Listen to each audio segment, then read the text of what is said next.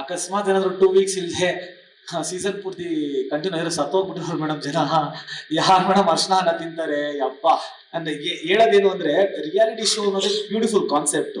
ಏಂತಕ್ಕೆ ಈಗ ಮಾತನ್ನ ಹೇಳ್ತಾ ಇದೀವಿ ಅಂದ್ರೆ, ನಾನು ತ್ರಿವಿಕ್ರಮ್ ಎಷ್ಟು ನೀನು ಮಂಜು ಆಗಿರ್ಲಿ, ಆಚೆಗಡೆ ಇವಾಗ ನಾವ್ ಹೆಂಗೋ ಇರ್ತೀವಿ ಅದ್ ಬೇರೆ ಕತೆ. ಬಟ್ ಆದ್ರೆ ಒಳಗಡೆ ನಮ್ಗ್ ಐಡಿಯಾ ಕೊಡ್ತಾ ಇದ್ದಿದ್ದು ಹೋದಾಗ ಹೇಳ್ಬೇಕು ಅಂದ್ರೆ, ನಾವೆಲ್ಲ ಭಿಕ್ಷೆ ಬೇಡ್ಕೊಂಡ್ಬಿಡ್ತೀವಿ, ಸಾರ್ ಕೊಡಿ ಸರ್, ಇನ್ನೊಂದು ಕೊಡಿ ಸರ್ ಅದೆಲ್ಲ.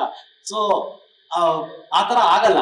ಅದು ಅವರು ಪ್ಲಾನ್ ಮಾಡಿರೋ ತರ ಇಷ್ಟು ವಾರಗಳು ಅಂತ ಪ್ಲಾನ್ ಮಾಡಿರ್ತಾರೆ. ಯಾಕಂದ್ರೆ ಅದೇ ಕಂಟಿನ್ಯೂಟಿ ಮಾಡ್ಬೇಕು ಅಂದ್ರೆ ಯಾರ ಕೈಲಿ ಇರಕ್ಕೂ ಆಗಲ್ಲ, ಹುಚ್ಚಾಗ್ಬಿಡ್ತಾರೆ ಜನ.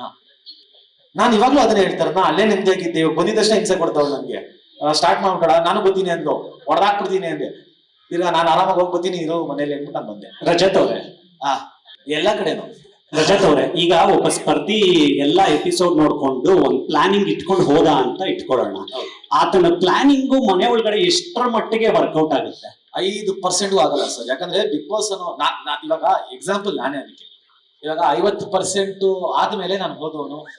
ಬಟ್ ಆದ್ರೆ ನಮ್ಗೆ ಇವಾಗ ಫ್ರಾಂಕ್ ಆಗಿ ಹೇಳ್ಬೇಕು ಅಂದ್ರೆ, ನಾನು ಎಲ್ಲಾ ಎಪಿಸೋಡ್ ನೋಡಿದವನಲ್ಲ. ಫಸ್ಟ್ ಸ್ಟಾರ್ಟಿಂಗ್ 2 ವಾರ ಜಗದೀಶ್ ಇರೋವರೆಗೂ ನಾನು ನೋಡಿದೆ. ಜಗದೀಶ್ ಹೋದ್ಮೇಲೆ ಸ್ವಲ್ಪ ಬೋರ್ ಆಯ್ತು, ಸೈಲೆಂಟ್ ಆದೆ. ಅದಾದ್ಮೇಲೆ ನಾನು ಹೋಗ್ಬೇಕು ಅಂತ ನನಗೆ ಮಾತುಕತೆ ಬಂದಾಗ ಇನ್ನ 2 ಎಪಿಸೋಡ್ ಹಿಂದೆಗಡೆ ನಾನು ನೋಡಿದ್ದೆ.